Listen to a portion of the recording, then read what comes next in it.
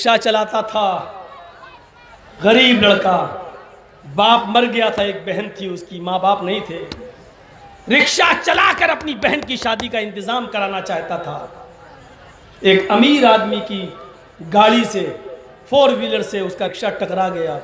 उसने निकला और थप्पड़ मारा। इसने कहा साहब मेरी गलती नहीं है, आप ही ने दबाया, रिक्शा मेरा टूटा और आप हमें थप्पड़ भी मार रहे हैं। उसने कहा मुंह चलाता है। उसने उसके ऊपर कोई गलत इल्ज़ाम लगाकर उसको जेल डलवा दिया। मुकदमा चला, 3 साल की सजा। अकेली बहन 3 साल का सजा का सदमा सुन नहीं पाई, लेकिन मोहल्ले वाले बड़े अच्छे थे। उन्होंने उस बच्ची को पाला पोसा, बहन की तरह रखा। 3 साल के बाद जब भाई जेल से छूट के आया तो सबसे पहले बहन को अपने सीने से लगाया। तो बहन ने जो जवाब दिया सुन लो, और ये नौजवान नस्ल सुन, तुझे बताता हूं आज, ये तेरे एंड्रॉइड के मोबाइल हमें बतला रहे हैं, तेरा व्हाट्सएप और तेरा मैसेंजर हमें बतला रहा है, तेरे मोबाइल में पड़ी हुई जियो की 1.5 GB रोजाना मिलने वाला कैरियर मुझे बतला रहा है तेरा कैरियर और तेरा कैरेक्टर। किन किन से तू बातें करता है, किन किन लड़कियों से तेरे चक्कर चल रहे हैं। और वो लड़कियां भी सुने कान खोलकर, जो आज बैठी हुई हैं, सुनो, और सुनना पड़ेगी आज तुम्हें। तुम्हें क्या, तुम्हारे बाप को भी सुनना पड़ेगी आज। जब तक मैं यहां पर हूं, इतनी देर की बोलने की आजादी मुझे शरीयत ने दी है, मोहम्मदुर रसूलुल्लाह ने दी है। जब स्टेज से उतर जाऊंगा तो तुम्हारी गालियां मुझे मिलेंगी, वो मैं सुनूंगा। 1.5 घंटा 2 घंटा तुम्हें मेरी सुनना पड़ेगा। अब अगर आवाज आएगी तो मैं बंद कर दूंगा। अब्बास भाई सोच लीजिए और जलसे वाले सोच लें। अगर आप कंट्रोल नहीं कर सकते लोगों पर तो मुझे, मैं वैसे ही प्रेशर में हूं, दुनिया भर का मेरे दिमाग में बोझ पड़ा हुआ है, मैं कैसे बोल रहा हूं ये मैं जानता हूं, लेकिन आप लोगों को मुझे बहुत खतरनाक मिसाल देना पड़ेगी आप लोगों की। मैं खामोश नहीं भाई नहीं सुनना, जाओ, पूरी इजाजत है। 2 आदमी रहेंगे, मैं उनको सुनाऊंगा, नहीं जरूरत है आपकी। साहबे अल्लाह के रसूल जब बोलते थे, जब कहीं तकरीर बाज नसीहत होती थी तो सरों पर बैठी हुई मक्खी नहीं उड़ाते थे। ये तुम्हारे कलेजे हैं, ये तुम्हारे गुर्दे हैं, ये तुम्हारे मजबूत दिल हैं कि मौलवी जर्जी इस किताब को सुन्नत सुना रहा है और तुम अपने मोबाइल से मेरी वीडियो बना रहे हो। तुम उठ रहे हो, बैठ रहे हो, चल रहे हो। आए काश ये जमीन फट जाती, हम इसमें धंस जाते, ये बेहतर था हमारे लिए। ये बेहतर नहीं है कि आज किताब सुन्नत की बातें हो रही हैं और हम वीडियो बना रहे हैं, मोबाइल यूज कर रहे हैं और खड़े होकर एक दूसरे को डिस्टर्ब कर रहे हैं। शरीयत का मजाक बना के रख दिया है। इतना मजाक तो शरीयत का अबू जहल और अबू लहब काफिरों ने, मक्का के काफिरों ने नहीं बनाया जितना हम और आप बना रहे हैं। शर्म करो, अपने आप को मुसलमान कहते हो और मोहम्मद के शदाई कहते हो, शर्म करो। वो देखो, इतना सुनने के बाद भी कुत्ते की दुम 100 साल नल के पाइप में रखो तो टेढ़ी रहती है, सीधी नहीं हो सकती। इतना सुनने के बाद भी देख रहे हो, उसका जुर्रत देखो। वो देखो एक और उठा। ये हाल है, किस किस को रोए, क्या किया जाए। अब दूसरा बिठा रहा, बैठ। ये देखिए, अल्लाह, इतना कम टाइम में जलसा किया तो ये हाल। कहीं 2 महीना पहले आपको टाइम दे दिया होता और अच्छा खासा पैमाने पे जलसा कराते तो हमें लगता कि सब हाल ही नहीं पाते।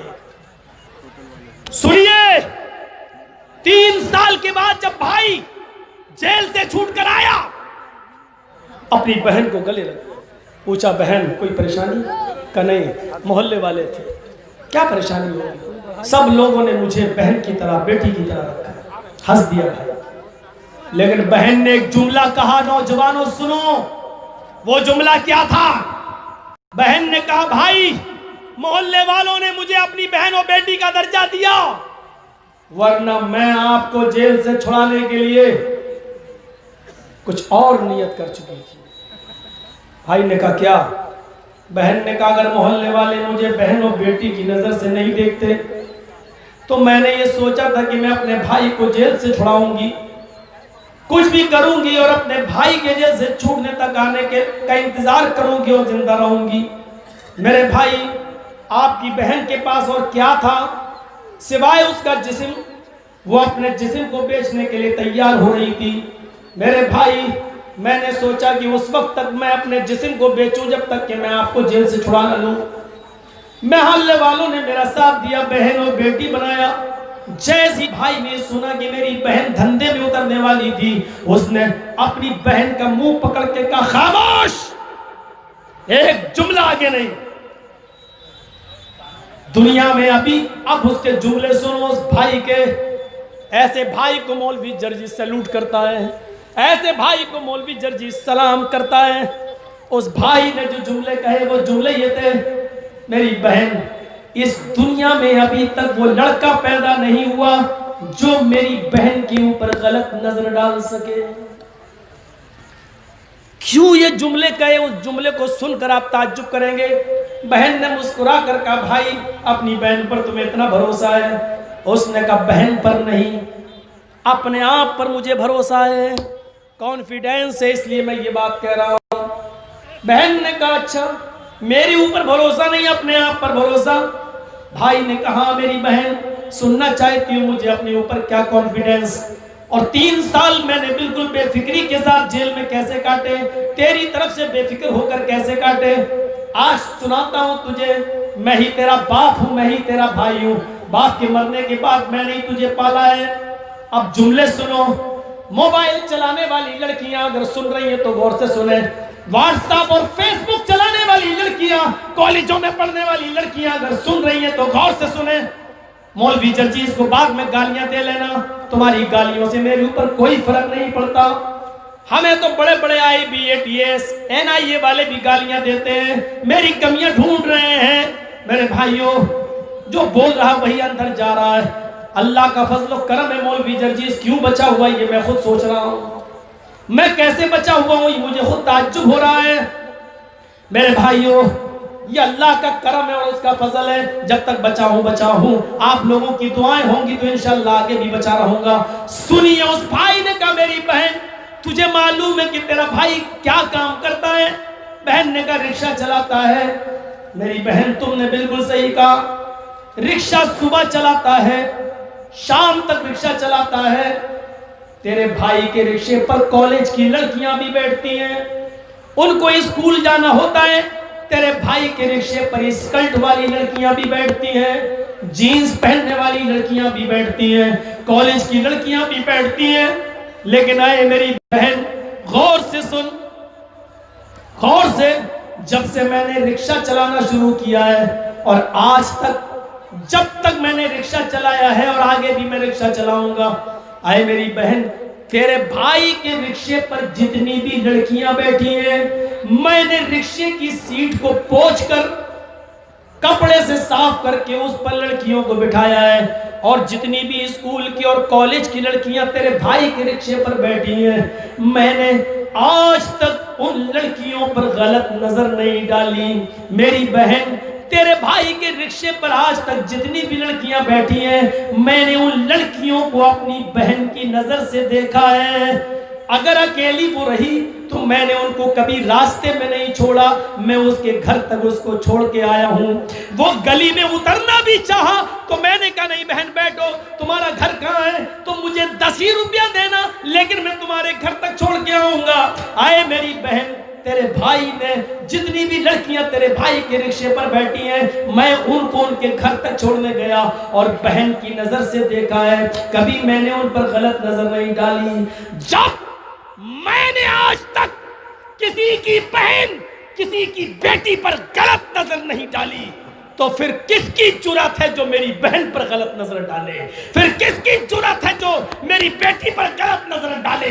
जब मैंने किसी की बहन और बेटी पर गलत नजर नहीं डाली। एंड्रॉइड इस्तेमाल करने वालों, जलसों में भी आकर प्यार और मोहब्बत की बातें करके अपनी गर्लफ्रेंड को खेतों में बुलाने वालों, सुन लो, तुम अपनी गर्लफ्रेंड से बातें नहीं कर रहे हो, अपनी बहनों के साथ जिना का दरवाजा खोल रहे हो, अपनी बेटियों के साथ जिना का दरवाजा खोल रहे हो। हंसो नहीं, मैं देख रहा हूं कौन कौन हंस रहा है, कौन कौन मुस्कुरा रहा है। जो हंस रहा है वो सबसे बड़ा छिनला है। जो हंस रहा है वही सबसे बड़ा लौंडियाबाज है। जो हंस रहा है उसकी हंसी बता रही है कि वो इस हम्माम में पूरी तरह नंगा है। जो हंस रहा है उसकी हंसी बतला रही है कि वो इस नंगेपन में डूबा हुआ है, उसका चक्कर चल रहा है। वही सबसे ज्यादा लड़कियों से इश्कबाजी कर रहा है। ये हंसने का नहीं, रोने का मकाम है, रोने का। जब तुम दूसरों की बहन बेटियों को बहनों बेटी की नजर से देखोगे तो तुम्हारी बहनों बेटियों को भी लोग बहनों बेटी की नजर से देखेंगे। बस पूरी तकरीर मत सुनो, यही एक पैगाम लेके उठो तो कामयाब हो जाओगे तुम यहां से। जर्जी साहब इस्लाही बातें बोलो, इस्लाही, और क्या इस्लाही होगी? इससे ज्यादा इस्लाही बातें और क्या होंगी? शर्म आती है स्कर्ट पहनकर, घुटने से ऊपर कपड़ा पहनकर आज हमारी जवान लड़कियां स्कूलों में जा रही हैं और बाप फख्र कर रहा है कि मेरी बेटी 10वीं में पढ़ रही है। अरे ये चुल्लू भर पानी में डूबने का मकाम, यहां हंस रहा है बाप। ओहो, इससे ज्यादा शर्म, बेशर्मी और